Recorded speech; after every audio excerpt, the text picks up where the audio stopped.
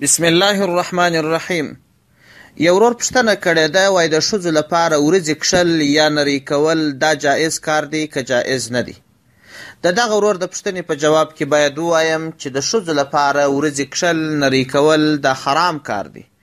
پیغمبر صلی الله علیه وسلم پر هغه ښځو باندې لعنت ویلی دی کومې ښځې چې ورځې نري کوي، او پر هغو ښځو لعنت ویلی دی کومې ښځې چې هغه خالونه وي یا نورو ته وروي یا ویښتان په نورو ویښتانو پورې مښلي، او یا دا چې دا غاښونه څنګه کوي د تجمل و زینت دپاره تغییر لخلق الله وي.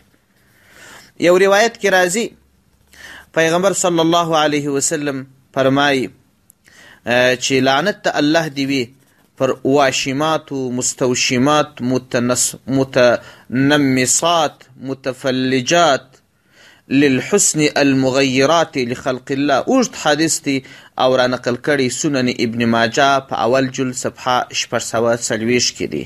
حاصل دا چې ګرانه وروره د ښځو دپاره د دې اجازت نسته چې د خپلې ورځې نرۍ کړي او ویښتان یې وکاږي. والسلام علیکم ورحمة الله وبرکاته.